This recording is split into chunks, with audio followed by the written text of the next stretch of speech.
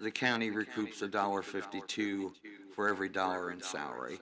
And it goes back to the general fund because our whole budget is upfronted by the county council.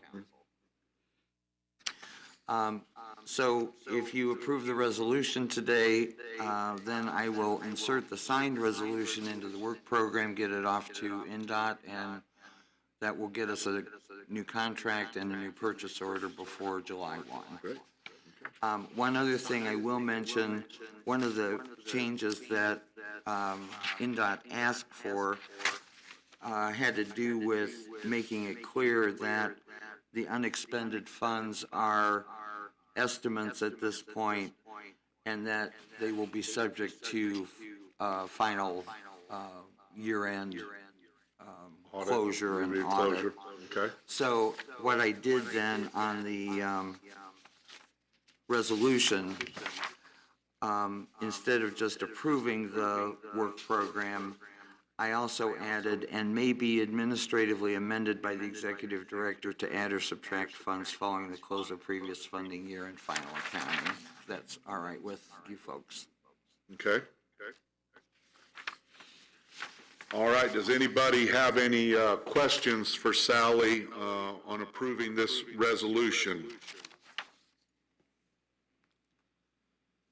I can't see your faces right now, so if you do, please speak up. Okay, there we go. Anybody have any questions? All right, I'd entertain a motion to approve Resolution 2020-02 as presented. So moved. And who was that? Second. Who made the first motion? We couldn't hear. Jackson Bogan. Jackson Thanks, Bogan. Jackson. And John Dennis made the second. All right, we're going to have to conduct a roll call vote. Let's ask for public comment. Okay. Is there any public comment? We invited the public to respond by email prior to the meeting, and as of 1 o'clock, we had not received any emails. And Tim is monitoring the live stream on Facebook and YouTube. And Okay.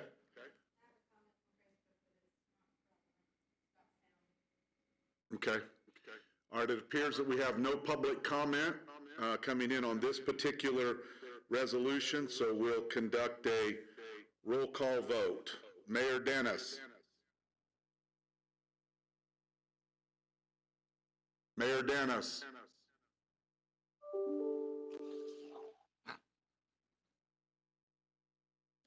Did we lose John? here we go. No, Yeah, I heard it, yeah. okay. Tracy Brown, Commissioner Brown. Aye. Thank you. Jackson Bogan. Aye. Peter Bunder. Aye. Cindy Murray. Aye. Mike Gibson. Aye. Thank you. All right. The ayes have it. The motion carries. Shane? Oh, does Shane vote? Yes. Okay. Shane Spears. Aye. Sorry, man, I wasn't going to let you vote there for a minute. All right, thank you. The next item on the agenda is the preliminary recap of the 2020 federal funds obligation, and there should be a detailed summary of the federal funds. Yes, in your packet,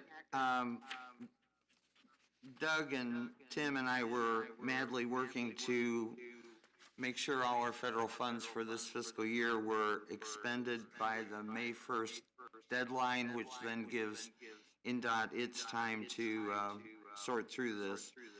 We have done that. You'll see at the top of that page that we're 76 cents overspent, but I don't think anybody's going to worry about that. Some of the last things that got done were extra railroad money for the Klondike Road project.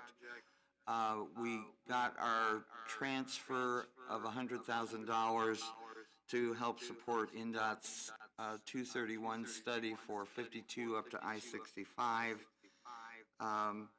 As I reported earlier, we did a lot of that, safety money trade with Terre Haute so that we could get that back next year for the, River Road and 500 North project. And then I think there was some, oh, we got the, contract, consultant contract for the South 9th Street Road project completed last week as well. And that's sort of the bulk of the last things that needed to happen before we could spend all the money. So we have done that, and thanks to everybody for making sure the project's moved along. Wonderful. All right, any questions about the summary of the federal funds? Okay, any public comment?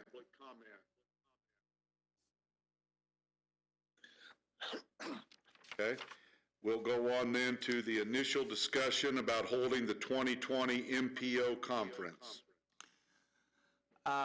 Since we've been working from home for the last numerous weeks, I've been thinking a lot about what could be going on in late September when we would normally, this year, we would be hosting the annual Transportation MPO conference. It was at least my initial thoughts that it could be problematic. Here are some of the things that I think might contribute to that. We may not have staffs from other MPOs or NDOT or Federal Highway willing to be in that close proximity by September when we could be experiencing a second wave, especially if schools re-engage. And, you know, we're sort of at the beginning of regular flu season anyway. I'm not sure we'll be able to get speakers from out of town who are willing to come in for a conference, or maybe their organizations may not even let them do that. And I'm not entirely sure how whole the consulting firms will be and will be able to financially support the conference as sponsors. So last Thursday at our monthly MPO directors meeting, I raised this with them. Indianapolis and Bloomington directors both said they would much prefer not to have an in-person conference this year. I think there were maybe some other ideas along those lines, but ultimately they said it should be up to us and the policy board to make that final decision. I think it might be possible for us, and Max Walling from County IT Department has agreed to help if we want to put on maybe a teaser, one-day kind of a virtual conference. We would host it next year. Presumably we would be back to full face-to-face conferences at that point. I think a teaser might be kind of fun virtually. The theme that I picked was climate solutions at the intersection of transportation and land use planning. So potentially we could have Jeff Dukes from Purdue, the big climate center there, do an introductory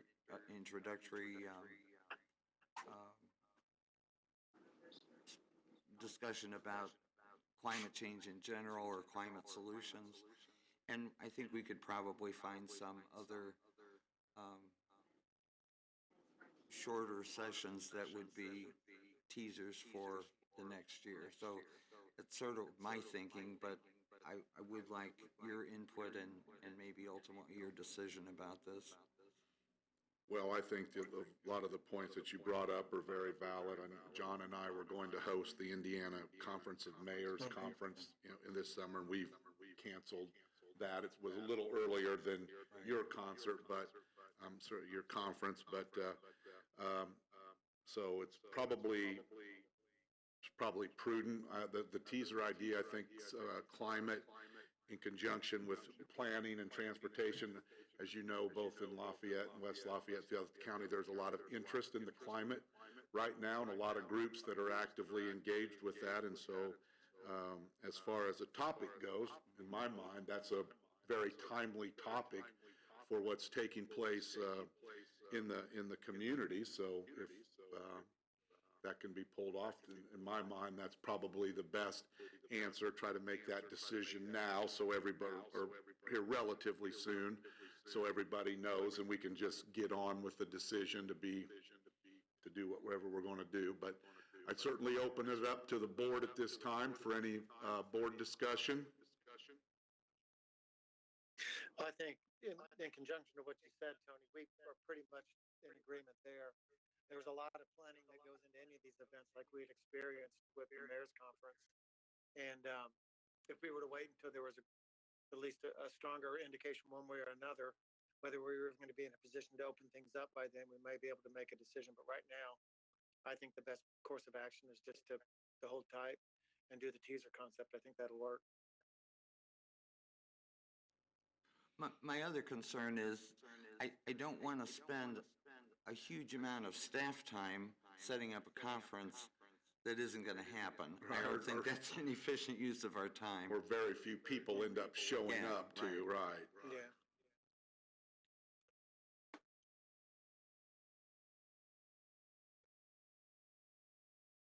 Tom, if you're talking, we can't hear you. Are we talking to somebody else? Okay. Here we go. Sorry, I was actually talking to somebody else. Okay, all right. Thank you. Couldn't hear that either. Anybody else have any thoughts? Okay. So is the general consensus that that's the best way to go? Yes. Tracy? Yes. Okay. All right. I think the general consensus that is a good direction for you to move forward with. Okay.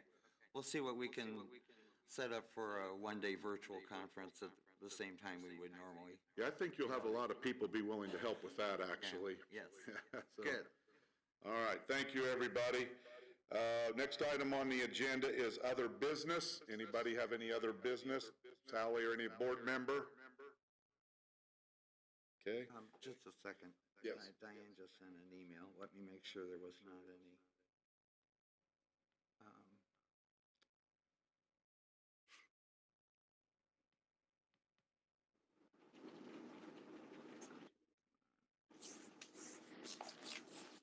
Hold on just a second. Sally's checking her emails to make sure there's no comments.